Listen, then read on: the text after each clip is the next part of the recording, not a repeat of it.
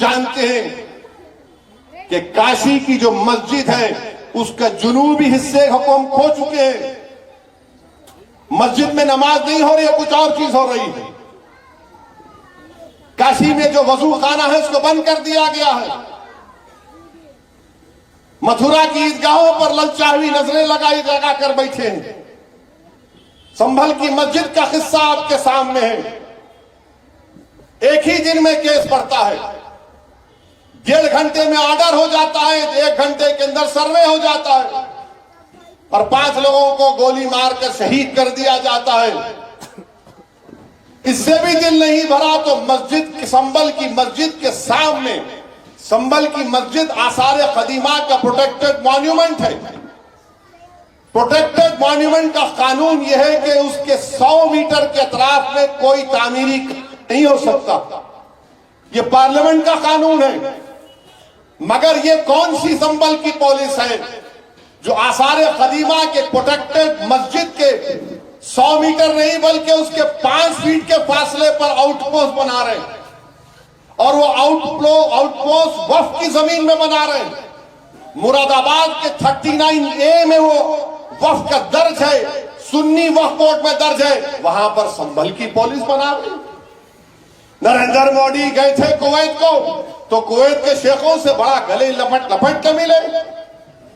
अब बुला के कुवैत के शेख को दिखाओ कि तुम्हारी हुकूमत यहां पर क्या कर रही है, क्या कर रही है उत्तर प्रदेश की हुकूमत। क्यों आउटपोस्ट बना रहे हैं संभल में, ताकि पीछे जो बाउली निकली है उसका रास्ता बंद करना चाहते हैं। अरे वक्फ की जायदाद पर, तुम जमीन पर जो वक्फ औलाद है, अब ये नया बिल जो हुकूमत लाई है उसमें वक्फ औलाद को मुकम्मल कमजोर करके रख दिया गया। पुकार कर कह रहे थे, आज भी कह रहा हूं, वो वक्फ का बिल इसलिए लाया गया ताकि मुसलमानों से उनकी मसाजिद को छीन लिया जाए, ताकि मुसलमानों से उनकी दरगाहों को छीन लिया जाए, कब्रस्तानों को छीन लिया जाए, यतीम खानों को छीन लिया जाए। अब आपको दिख रहा है इनकी साजिश कि संभल की मस्जिद के सामने जो जमीन है वो वक्फ औलाद है। इसीलिए इस बिल में लाया गया था कि वक्फ औलाद को कमजोर करके रख देंगे। अब वहां पे कलेक्टर साहब बोल रहे कि नहीं हमारे को कोई कागज दिखाई नहीं। अब कलेक्टर साहब, आपको जो देखना चाह रहे आप देख रहे, जो नहीं देखना चाह रहे नहीं देख रहे। आप जो आपको बीजेपी योगी बोल रही है वही आप देख रहे। मगर 95 एक्ट के तहत सुन्नी वक्फ बोर्ड के मुरादाबाद में 39A में जमीन रजिस्टर्ड है। मेरे अजीज दोस्तों और बुजुर्गों, अपने इत्तेहाद को मजबूत रखिए। याद रखिए, सरजमीन हैदराबाद पर आपकी एक अलहदा सियासी क़यादत है। औज़ु बिल्लाहि मिनश शैतानिर रजीम, बिस्मिल्लाहिर रहमानिर रहीम। सदर जलसा मौलाना सैयद नेमतुल्लाह कादरी साहब, बानिए मदरसा अनवारुल उलूम, साबिक़ा रुकन असम्बली मोहतरम जनाब मुमताज़ अहमद खान साहब, मुफ्ती मोहम्मद अनवार अहमद साहब क़िबला, मौलाना हाफिज़ सैयद कलीमुल्लाह कादरी साहब, मौलाना मोहम्मद इम्तियाज़ अहमद साहब, हज़रत सैफुल्लाह नूरी साहब, मोहतरम निसार अहमद साहब, मौज़िज़ हाज़रीन इकराम, बुजुर्गान मिल्लत, पसे पर्दा बैठकर सुनने वाली मेरी इज़्ज़तदार माँ और बहनों, मैं सबसे पहले जनाब मौलाना नेमतुल्लाह कादरी साहब को मुबारकबाद देता हूँ कि अल्हम्दुलिल्लाह जिस मदरसे का आगाज़ उन्होंने 31 साल पहले किया, आज अल्हम्दुलिल्लाह उस मदरसे से 400 से ज़ायद तुलबा और तालिबात यहाँ से हुफ़ाज़ बनकर निकले हैं और आप ही की सरपरस्ती में ख़वातीन का भी एक अलहदा मदरसा चलता है और यहाँ पर पढ़ने वाले तुलबा और तालिबात को आलिम की डिग्री जामे निज़ामिया में एक इम्तिहान होता है, उसकी बुनियाद पर उनको दी जाती है। मैं हज़रत को मुबारकबाद देता हूँ कि अल्लाह सुब्हाना व तआला उनसे 31 साल से एक بہت بڑا کام ان سے لے رہا ہے. میں اس مدرسے میں پڑھانے والے تمام مدرسین کو، یہاں کے ذمہ داروں کو مبارکباد دیتا ہوں. عزیزان ملت اسلامیہ، علم ایک لازوال دولت ہے، ترقی کا ضامن ہے، اور علم ایک نور ہے، جہالت ایک ظلم ہے. اسی لیے اللہ سبحانہ و تعالیٰ نے قرآن کریم میں یہ فرمایا کہ کیا جاہل اور عالم برابر ہو سکتے ہیں. حدیث شریف میں آیا کہ اللہ کے رسول صلی اللہ علیہ وسلم نے ارشاد فرمایا کہ جو لوگ علم حاصل کرنے کے لیے راستے پہ نکلتے ہیں، اللہ سبحانہ و تعالیٰ ان کے لیے جنت کے راستے کو آسان کر دیتا ہے. حدیث شریف میں آیا کہ اللہ کے رسول صلی اللہ علیہ وسلم نے فرمایا کہ جو لوگ علم حاصل کرتے ہیں، ان کے علم حاصل کرنے کی خوشی میں فرشتے ان کی راہوں میں پر بچھا دیتے ہیں. اللہ کے رسول صلی اللہ علیہ وسلم نے ارشاد فرمایا کہ جو لوگ علم حاصل کرتے ہیں، زمین و آسمان میں جو چیزیں اللہ نے پیدا کی ہیں وہ سب اس علم حاصل کرنے والے کے لیے، بشمول پانی میں جو مچھلیاں ہیں وہ اس کی بخشش کے لیے دعائیں فرماتی ہیں. اللہ کے رسول صلی اللہ علیہ وسلم نے فرمایا کہ ایک عالم کو عابد کے اوپر فضیلت اس طرح حاصل ہے جیسا کہ ایک چاند کو تاروں کے اوپر فضیلت حاصل ہے. اور علماء انبیاء کے وارثین ہیں، اللہ کے رسول صلی اللہ علیہ وسلم نے فرمایا. اور انبیاء نے کوئی درہم دینار اپنی وراثت میں نہیں چھوڑا، بلکہ انہوں نے علم کو چھوڑا ہے. احیاء العلوم میں امام غزالی رحمۃ اللہ علیہ اللہ کے رسول صلی اللہ علیہ وسلم کی حدیث شریف لکھتے ہیں کہ جو علم حاصل کرتا ہے اس لیے تاکہ دوسروں کو علم سکھائے، اللہ سبحانہ و تعالیٰ اس کو 70 صدیقوں کے برابر اجر اور ثواب عطا کرتا ہے. میرے عزیز دوستوں اور بزرگوں، مجھے مفتی انوار احمد صاحب سے میری گفتگو ہو رہی تھی تو جامع نظامیہ کی اشاعت العلوم سے جو مکارمۃ الحفاظہ جو کتاب چھپی، اس کے دقائق الاخبار میں یہ چیز لکھی گئی کہ اللہ سبحانہ و تعالیٰ نے زمین و آسمان اور کائنات کو بنانے سے پہلے ازل میں عقیق سے قندیل کو بنایا. اس قندیل کے اندر اللہ سبحانہ و تعالیٰ نے نور محمدی صلی اللہ علیہ وسلم کے چہرے مبارک کو رکھا. وہی چہرے مبارک کو رکھا جس کو دنیا میں بھیجانا تھا. پھر اللہ سبحانہ و تعالیٰ نے حضرت آدم علیہ السلام سے لے کر جتنی لوگ آنے والے ہیں اس دنیا میں، ان تمام ارواح کو جمع کیا، اور وہ ہزاروں سال تک اس قندیل کے اطراف اللہ کی تسبیح بیان کرتے پھرتے تھے.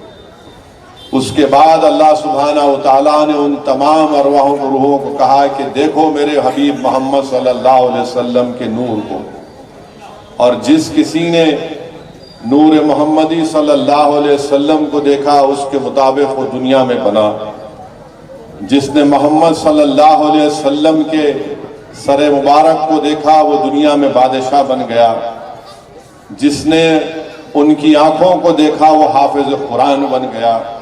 جس نے ان کے قلب کو دیکھا وہ عالم دین بن گیا. میرے عزیز دوستوں اور بزرگوں، الحمدللہ آج 16 سے زیادہ یہاں پر حفاظ اکرام نے اپنا حفظ کو تکمیل کیا. حدیث شریف میں آتا ہے کہ اللہ کے رسول صلی اللہ علیہ وسلم نے فرمایا، رسول اللہ صلی اللہ علیہ وسلم نے فرمایا کہ قیامت کے دن قرآن اور روزہ شفاعت کریں گے اللہ تعالیٰ سے. قرآن کی جو حافظ قرآن جو حفظ کرتے ہیں، بلکہ حضرت علی رضی اللہ تعالیٰ عنہ سے مروی ہے کہ اللہ کے رسول صلی اللہ علیہ وسلم نے فرمایا کہ جس نے قرآن کا حفظ کیا، اس کے حلال کو حلال مانا، اس کے حرام کو حرام مانا، تو اللہ سبحانہ و تعالیٰ اس کے خاندان کے ایسے 10 لوگوں کے حق میں اس کی شفاعت کو قبول کرے گا جن کے لیے جہنم واجب ہو گئی۔ میرے عزیز دوستوں اور بزرگوں، جو لوگ حافظ قرآن ہیں، حدیث شریف میں آیا کہ اللہ سبحانہ و تعالیٰ حشر کے دن، حشر کے میدان کے دن حضرت آدم سے لے کر محمد صلی اللہ علیہ وسلم کی امت کے سب کے سامنے اللہ سبحانہ و تعالیٰ حافظ قرآن کے ماں باپ کے سروں پر ایک ایسا تاج رکھے گا جس کی روشنی سورج کی روشنی سے بڑھ کر ہوگی۔ تو میں مبارکباد دیتا ہوں ان خوش قسمت حفاظ کرام کو جنہوں نے حفظ کی تکمیل کی، اور مجھے یقین ہے کہ انشاءاللہ تعالی وہ حافظ بن کر نہ صرف تالاب کٹے میں، نہ صرف سرزمین حیدرآباد بلکہ پوری دنیا میں قرآن کے پیغام کو، رسول اللہ صلی اللہ علیہ وسلم کی سنت کے پیغام کو پہنچائیں گے، مردہ دلوں کو زندہ کریں گے اور جہالت کا خاتمہ کریں گے۔ میرے عزیز دوستوں اور بزرگوں، علم کے تعلق سے مجھے ڈاکٹر حمید اللہ رحمۃ اللہ علیہ کے خطبات بہاولپور کا وہ خطبہ آ رہا ہے جس میں ڈاکٹر حمید اللہ رحمۃ اللہ علیہ جو جامعہ نظامیہ کے عالم دین تھے، اور جو لوگ ڈاکٹر حمید اللہ کو نہیں جانتے رحمۃ اللہ علیہ کو، وہ جامعہ نظامیہ کے عالم دین تھے، اور اللہ سبحانہ و تعالیٰ نے دین کے لیے، دین کے حق میں ان سے اتنا بڑا کام لیا کہ دنیا میں اگر کسی نے فرانسیسی زبان میں قرآن کا ترجمہ کیا تو سب سے پہلا نام آئے گا ڈاکٹر حمید اللہ کا۔ ڈاکٹر حمید اللہ رحمۃ اللہ علیہ خطبات بہاولپور میں نے پڑھا کہ علم کے تعلق سے آپ نے بتایا کہ اللہ کے رسول صلی اللہ علیہ وسلم جب ہجرت فرما کر مدینہ شریف کو تشریف لائے تو اللہ کے رسول صلی اللہ علیہ وسلم نے مسجد نبوی میں جو صفحہ بنایا، چبوترا میں نے اونچا چبوترا بنایا، ڈاکٹر حمید اللہ اس کے تعلق سے لکھتے ہیں کہ دنیا کا سب سے پہلا ریزیڈینشل یونیورسٹی اگر کسی نے قائم کی تو اللہ کے رسول صلی اللہ علیہ وسلم نے۔ مسجد نبوی میں آج بھی وہ جگہ ہے۔ علماء کرام نے لکھا، بلکہ ڈاکٹر حمید اللہ نے لکھا کہ اس مقام پر صحابہ کرام کو ان کو تعلیم دی جاتی تھی، ان کو علم سکھایا جاتا تھا۔ جو لوگ نئے نئے اسلام میں داخل ہوتے تھے ان کو مسجد نبوی میں اس مقام پر بلا کر بٹھا کر ان کو دین اسلام کیا ہے بتایا جاتا تھا۔ اور ڈاکٹر حمید اللہ لکھتے ہیں کہ اس جگہ پر صحابہ کرام کھجور کے خوشے لا کر لگاتے تھے تاکہ جو لوگ وہاں پر بیٹھ کر علم حاصل کرتے ان کو کھجور ان کو ملے۔ تو ایک مرتبہ ڈاکٹر حمید اللہ اپنے خطبات بہاولپور میں کہہ رہے ہیں کہ ایک مرتبہ 80 صحابہ کرام وہاں پر موجود تھے، اور پھر وہاں پر ایسے صحابہ بھی موجود تھے جو توریت کو بھی پڑھنا جانتے تھے، اس کی زبان کو بھی سمجھتے تھے۔ ڈاکٹر حمید اللہ اپنے اس خطبے میں یہ بھی بیان فرماتی ہیں کہ اللہ کے رسول صلی اللہ علیہ وسلم جب ایک وفد آیا تھا موجودہ عمان سے، تو اللہ کے رسول صلی اللہ علیہ وسلم ان سے عمان کے بارے میں پوچھ رہے تھے کہ فلاں شخص کیسا ہے، وہ کیا جگہ ہے، وہ جگہ کیسی ہے۔ تو عمان سے جو لوگ آ کر دین اسلام کو قبول کر رہے تھے انہوں نے کہا یا رسول اللہ صلی اللہ علیہ وسلم آپ تو ہماری جگہ کو ہمارے سے زیادہ جانتے ہیں۔ تو رسول اللہ صلی اللہ علیہ وسلم نے فرمایا کہ میں تجارت کرنے کے لیے اس مقام پر آیا تھا، اسی لیے اللہ کے رسول صلی اللہ علیہ وسلم نے ارشاد فرمایا کہ اگر علم کو حاصل کرنا ہے تو تم چین کو بھی چلے جاؤ۔ اب آپ دیکھیے کہ 1500 سال پہلے اللہ کے رسول صلی اللہ علیہ وسلم کیا فرما رہے ہیں کہ علم کو حاصل کرنا ہے تو چین کو چلے جاؤ۔ اب چین اور مدینہ شریف ایشیا میں آپ دیکھیں گے کہ مدینہ شریف ویسٹرن سائڈ پر ہے اور چین مکمل مشرق کی جانب ہے، ایسٹرن سائڈ ہے۔ اور ڈاکٹر حمید اللہ کہہ رہے ہیں کہ جس زمانے میں رسول اللہ صلی اللہ علیہ وسلم تجارت کرنے کے لیے عمان کو گئے تھے تو چین سے جو لوگ تجارت کا سامان لے کر آتے تھے میں وہاں پر ایک بہت بڑا میلہ لگتا تھا، لوگ لا کر اپنا سامان بیچتے تھے. تو اس وقت 1500 سال پہلے چین سے عمان کا سفر 6 مہینے لگتے تھے. رسول اللہ صلی اللہ علیہ وسلم نے فرمایا کہ اگر علم حاصل کرنا ہے تب بھی آپ چین کو جائیے. تو یہ دین کا تقاضا، دین کا مطالبہ یہ ہے کہ کوئی بھی مسلمان جاہل نہیں رہ سکتا. یہ واحد دین ہے، یہ واحد اللہ کا کلام ہے، کتاب ہے جس جو پہلی وحی نازل کی گئی اللہ کے رسول صلی اللہ علیہ وسلم پر کہ اقرا پڑھیے آپ. تو میرے عزیز دوستوں اور بزرگوں، یہ بہت ضروری ہمارے لیے کہ ہم اپنی اولاد کو تعلیم یافتہ بنائیں، چاہے اس کو عالم دین بنائیں، حفاظ کرام بنائیں، ڈاکٹر بنائیں، وکیل بنائیں، مگر ان کو علم کے زیور سے آراستہ کریں. اور یاد رکھیے یہ دین اس بات کا مطالبہ کرتا ہے اس کے ماننے والوں سے کہ تم دین کو حاصل کرو. ہم نے اور آپ نے ابھی مفتی خلیل احمد صاحب کو بصیرت افروز کتاب میں مولانا نے جو حدیث شریف کو بیان کیا کہ اللہ کے رسول صلی اللہ علیہ وسلم حجر مبارک سے نکلتے ہیں اور دیکھتے ہیں کہ ایک طرف لوگ تسبیح کو پڑھ رہے ہیں، ذکر کر رہے ہیں، اور دوسری طرف لوگ لوگوں کو پڑھا رہے ہیں. اللہ کے رسول صلی اللہ علیہ وسلم نے ارشاد فرمایا کہ دونوں کام اچھے ہیں، مگر آقا دو عالم صلی اللہ علیہ وسلم نے فرمایا کہ مجھے زیادہ وہ لوگ پسند ہیں جو علم سکھا رہے ہیں. تو میرے عزیز دوستوں اور بزرگوں، ہمارا فرض ہے کہ ہم اپنے علماؤں کی عزت کریں، ان مدرسوں کو مضبوط رکھیں، اور دنیا میں جو شیطانی طاقتیں ہیں وہ ہمیشہ پہلا نشانہ مدرسے کو بناتی ہیں، اور ہم کو اور آپ کو اس مدرسوں کو مضبوط کرنا ہے. اور یہ بہت اچھا اقدام ہے کہ 31 دسمبر کی رات کو یہاں پر اس طرح کا ایک بے مثال مبارک ایک فنکشن کیا جا رہا ہے، اور مقصد اس میں ایک یہ بھی ہے کہ نوجوانوں کی بہرہ روی سے ان کو روکا جائے. جو آج کی رات نوجوان نہیں معلوم کیا سمجھتے اس بات کو، وہ نکل جاتے ہیں اور نئے نئے تماشے کرتے ہیں. یاد رکھیے یہ جو تہذیب جو 31 دسمبر کی ہے، اس میں سوائے شراب کے، سوائے زنا کے، سوائے بے حیائی کے کچھ حاصل نہیں ہوتا اس میں. اور اللہ سبحانہ و تعالی، اللہ کے رسول صلی اللہ علیہ وسلم کیا فرما رہے ہیں کہ شراب کے تعلق سے آقا نے فرمایا کہ ام الخبائث یعنی تمام برائیوں کی جڑ ہے. ہم کو کیا بتایا گیا ہمارے دین میں کہ تم زنا کے قریب بھی مت جاؤ، تم زنا کے قریب بھی مت جاؤ. میں نوجوانوں سے دربندانہ اپیل کر رہا ہوں کہ ہم آمینہ کے لال کے لائے ہوئے پیغام کو ماننے والے ہیں، مغرب کی تہذیب کو ماننے والے نہیں ہیں.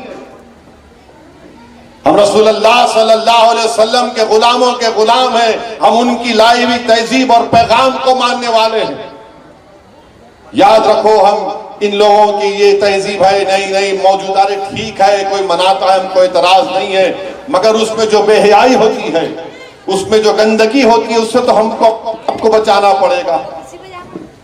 ڈرگز ایک بہت بڑا مسئلہ بن چکا ہے ہمارے ملک میں.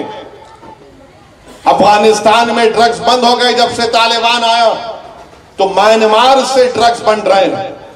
منی پور میں اس کی کاشت ہوتی ہے، پھر دوبارہ میانمار جا کر پورے بھارت میں اور پھر ساری دنیا کو جاتا ہے. تو یہ ڈرگز ہماری نسلوں کو برباد کر رہا ہے. کیسے روکیں گے ہم ان لوگوں کو؟ ایک دیمک کی طرح اس ملک کے نوجوانوں کو برباد کر رہی ہے ڈرگز. اور بہت ضروری ہے کہ ہم اپنی مذہب کی طرف لوٹیں. اور یاد رکھیے اللہ کے رسول صلی اللہ علیہ وسلم نے ارشاد فرمایا کہ قیامت اس وقت تک نہیں آئے گی جب تک کہ وقت کو سمیٹنے نہیں دیا جائے گا. اس کا مطلب یہ ہے کہ ایک سال ایک مہینے کی طرح ہوگا. اب آپ اندازہ لگائیے تھوڑی دیر کے لیے کہ میں پچھلے سال یہاں پر آیا تھا. اگر میں آپ سے پوچھوں کہ کیا میں 12 مہینے پہلے آیا تھا یا 1-2 مہینے پہلے آیا تھا، تو آپ بولیں گے یار یہ تو حالیہ بات ہے. قیامت کی نشانیوں میں سے یہ ہے کہ ایک سال ایک مہینے کی طرح ہوگا. اب جب آنے والا ایک نیا عیسوی کا سال ہے، ہم کو اپنے ترجیحات کو، اپنی پرائرٹیز کو صحیح کرنا ہے. ہم کو یہ کوشش کرنا ہے کہ ہم اپنی اولاد کو کس طرح سے ان کی تربیت دیں، کس طرح سے ان کو علم کے زیور سے آراستہ کریں، کس طرح سے ہمارے نوجوانوں کو ان لوگوں سے بچا کر رکھیں جو وہ اپنے مقاصد کے لیے، اپنی ذاتی مقصد کے لیے، چاہے سیاسی کیوں نہ ہو، ان کو استعمال کرنا چاہتے ہیں. علم حاصل کرنے کا پیغام اسلام دے رہا ہے. رسول اللہ صلی اللہ علیہ وسلم، پروفیسر ڈاکٹر حمید اللہ رحمت اللہ نے کہا کہ صفا میں پہلی ریزیڈنشل یونیورسٹی بنائی اللہ کے رسول صلی اللہ علیہ وسلم نے. تو بعض ایسے بھی ہمارے لوگ ہیں جو کہہ رہے ہیں کہ ہم غریبوں کی بڑی مدد کر رہے ہیں. کیسے مدد کر رہے ہیں آپ؟ اسکولوں میں جا کے ان کو بلیک میل کرتے ہیں کہ اتنے ہمارے بچے ہیں، ان کو پڑھاؤ کیونکہ ہمارے کو ان کا ووٹ ملے گا. تو نہیں پڑھائیں گے فری میں تو ہم دیکھ لیں گے. کہ اس طرح سے علم حاصل کرائیں گے آپ بچوں کو کہ اسکول کے بچوں کو، اسکول کے ذمہ داروں کو بلیک میل کریں گے آپ؟ یہ نہیں ہو سکتا. یہ بلیک میلنگ کو ختم کرنا پڑے گا. یہ کام ہے انتظامیہ کا، حکومت کا کہ ایسے لوگوں کو دیکھیں. جو لوگ مجلس پہ تنقید کرتے ہیں، میں تم سے پوچھ رہا ہوں، بتاؤ تم کون سی تہذیب کی مثال پیش کر رہے ہو؟ تمہاری اولاد جیلوں میں ہے کرپشن اور کیا چوریوں کے نام پر. جو مجلس پر تنقید کر رہے ہیں، بتاؤ تم کون سی مثال پیش کر رہے ہو؟ تمہارے گھر میں تم اپنی عزت کو نہیں بچا سکے اور تم قتل کرواتے اور تم آ کر مجلس پر انگلیاں اٹھاتے.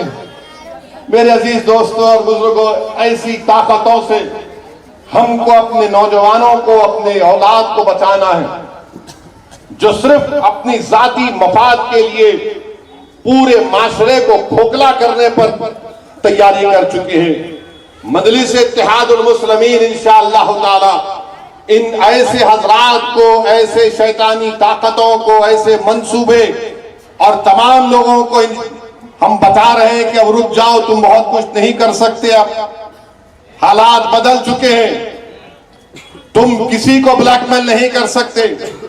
علم پڑھانا ہے تو تم پڑھاؤ پیسے دے کر، مگر یہ کہنا نہیں ہم کو ووٹ ملے گا اتنے بچوں کو اسکول میں پڑھاؤ، نہیں تو اسکول کے خامیاں ہیں. ارے خامیاں تم میں بھی ہے. تم کبھی اپنے گریبان میں جھانک کر دیکھے؟ تم اپنے گھر میں جھانک کر دیکھے؟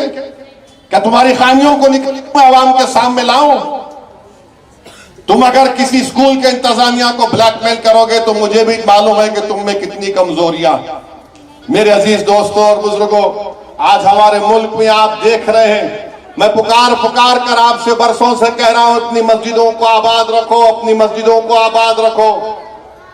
تو یہی یہ تمام مخالفین بولتے تھے کہ اویسی، اسد الدین اویسی جذباتی تقریر کر رہا ہے. آج آپ کے سامنے ہیں، آپ بھی جانتے ہیں کہ کاشی کی جو مسجد ہے اس کا جنوبی حصے ہم کھو چکے ہیں. مسجد میں نماز نہیں ہو رہی ہے، کچھ اور چیز ہو رہی ہے. کاشی میں جو وضو خانہ ہے اس کو بند کر دیا گیا ہے. متھرا کی عیدگاہوں پر للچاوی نظریں لگا کر بیٹھے ہیں.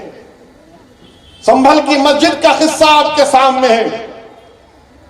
ایک ہی دن میں کیس پڑتا ہے، 1.5 گھنٹے میں آرڈر ہو جاتا ہے، 1 گھنٹے کے اندر سروے ہو جاتا ہے اور 5 لوگوں کو گولی مار کر شہید کر دیا جاتا ہے. اس سے بھی دل نہیں بھرا تو مسجد، سنبھل کی مسجد کے سامنے، سنبھل کی مسجد آثار قدیمہ کا پروٹیکٹڈ مانیومنٹ ہے. پروٹیکٹڈ مانیومنٹ کا قانون یہ ہے کہ اس کے 100 میٹر کے اطراف میں کوئی تعمیری نہیں ہو سکتا. یہ پارلیمنٹ کا قانون ہے. مگر یہ کون سی سنبھل کی پولیس ہے جو آثار قدیمہ کے پروٹیکٹڈ مسجد کے 100 میٹر نہیں بلکہ اس کے 5 فیٹ کے فاصلے پر آؤٹ پوسٹ بنا رہے ہیں، اور وہ آؤٹ پوسٹ وقف کی زمین میں بنا رہے ہیں. مراد آباد کے 39A میں وہ وقف کا درج ہے، سنی وقف بورڈ میں درج ہے، وہاں پر سنبھل کی پولیس بنا رہی. نریندر مودی گئے تھے کویت کو تو کویت کے شیخوں سے بڑا گلے لپٹ کے ملے. اب بلا کے کویت کے شیخ کو دکھاؤ کہ تمہاری حکومت یہاں پر کیا کر رہی ہے. کیا کر رہی ہے اتر پردیش کی حکومت؟ क्यों आउटपोस्ट बना रहे हैं संभल में? ताकि पीछे जो बाउली निकली है उसका रास्ता बंद करना चाहते हैं।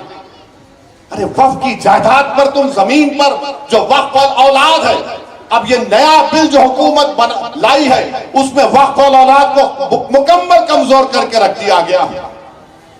पुकार कर कह रहे थे, आज भी कह रहा हूं, वो वक्फ का बिल इसलिए लाया गया ताकि मुसलमानों से उनकी मसाजिद को छीन लिया जाए, ताकि मुसलमानों से उनकी दरगाहों को छीन लिया जाए, कब्रस्तानों को छीन लिया जाए, यतीम खानों को छीन लिया जाए।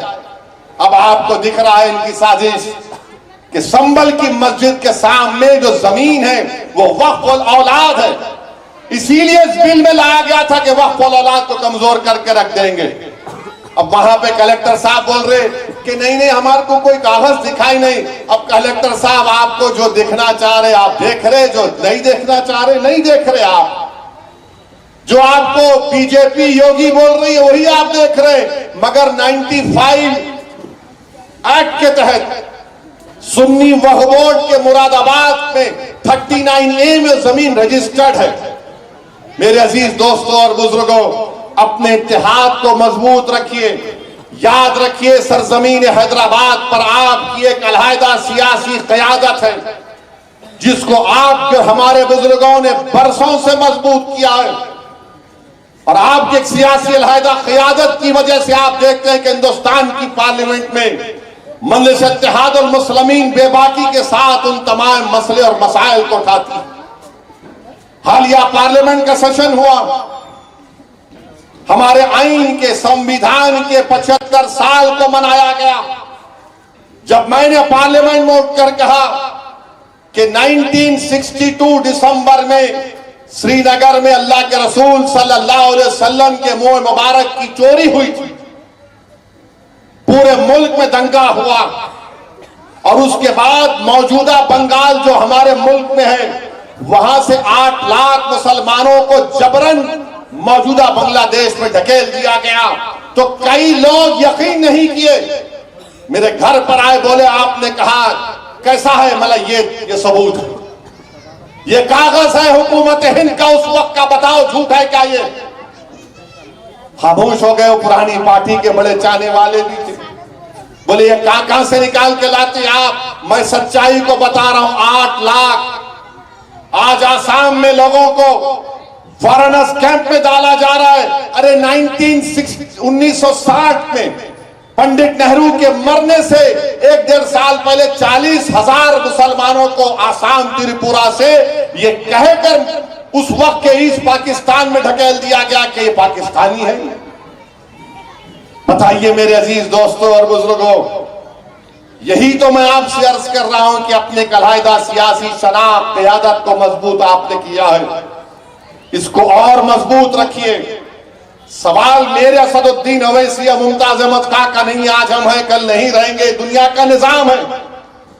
मगर मुल्क के हालात, अगर कोई उम्मीद लगा कर बैठा है कि नहीं अच्छे हो जाएंगे, मैंने पार्लियामेंट में कहा, बाहर भी कहा, 240 बीजेपी लाई, ये नफरत की कामयाबी है, मोहब्बत की कामयाबी नहीं है।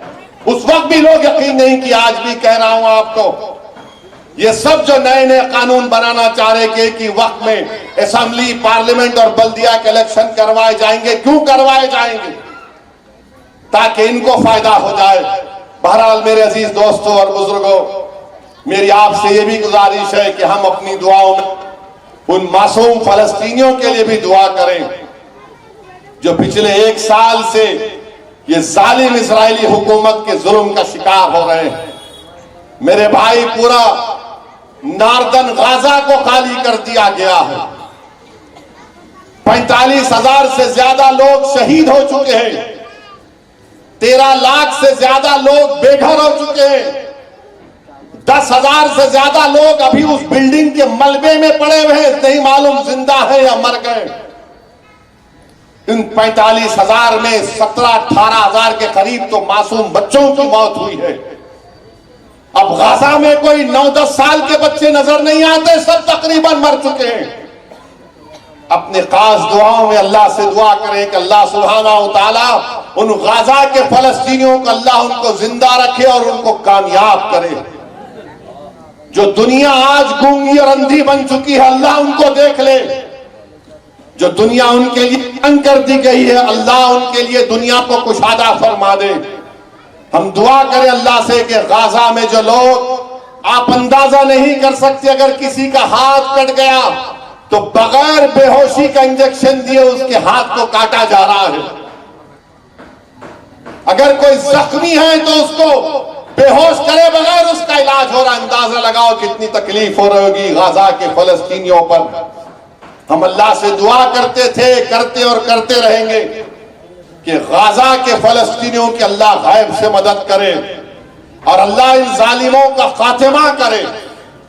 میرے عزیز دوستوں اور بزرگوں اللہ سبحانہ و تعالی ہم کو توفیق دے کہ ہم قرآن اور سنت پر عمل کریں اور اللہ سے ہم دعا کرتے ہیں کہ اللہ مدرسہ انوار علوم کو اللہ اور اس کو مضبوط بنائے ترقی دے اور ان کے ذمہ داروں کو اللہ ان پر رحم فرمائے. وآخر دعوانا الحمدللہ رب العالمین. एबीपी माझा, उघडा डोळे बघा नीट.